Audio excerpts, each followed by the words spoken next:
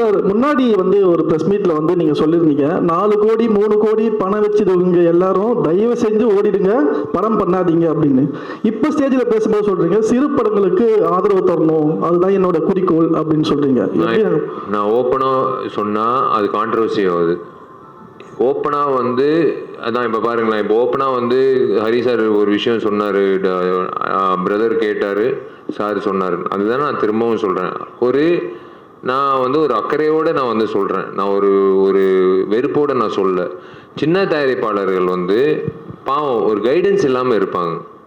First time உள்ளே வரும்போது யார் அணுகணும், எப்படி வந்து அந்த திரையரங்குகள் கிடைக்கும், யார் டிஸ்ட்ரிபியூட்டராக வந்து இது பண்ணலாம், எதுவுமே இல்லாமல் வந்து எதுவுமே இல்லாமல் வந்து வெறும் காசை வச்சுக்கிட்டு வந்து படம் எடுக்கிறவங்க நிறைய பேர் இருக்காங்க.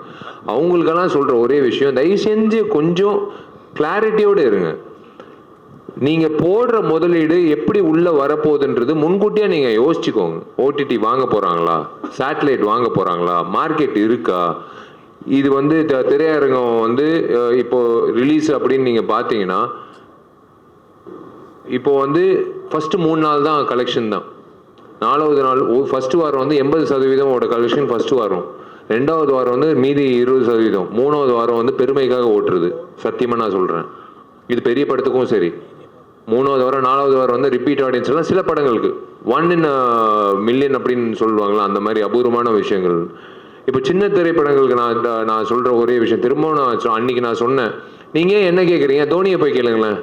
நம்ம விசில் அடிக்கிறோன்னா அவர் 6 அடிக்கும்போது அவரும் ஒரு படம் எடுத்தார், அவர்கிட்ட மைக் நீட்டு கேளுங்களேன். அவர் முதலீடு அவர் போட்டார் காசு என்ன எவ்வளோ வந்தது திரும்ப வந்ததுன்னு நீங்கள் கேளுங்க, உங்களுக்கு அந்த பதில் வரும்.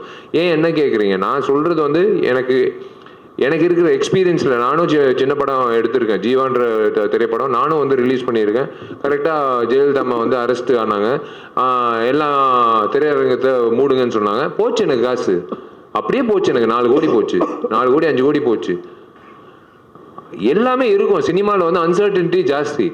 ஸோ அந்த வகையில் வந்து சின்ன திரைப்படங்கள் வந்து கொஞ்சம் யோசிச்சுடுவாங்க மார்க்கெட் என்ன நிலவரம்ன்றது.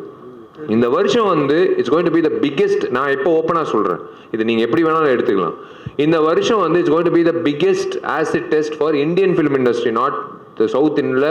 சின்ன படங்களில் பெரிய படங்களில் இந்தியன் ஃபிலிம் இண்டஸ்ட்ரிக்கு தேவையான ஒரு விஷயம் பொறுமை. அந்த பொறுமை காக்கிற அத்தனை தயாரிப்பாளர், இயக்குநர்கள், நடிகர்கள் வந்து அவங்க தான் வந்து அடுத்த வருடம் வந்து கரெக்டாக வந்து ஒரு கோர்வையாக போக முடியும். அந்த பொறுமை கண்டிப்பாக இந்த வருஷம் தேவை. It's going to be a very very big task.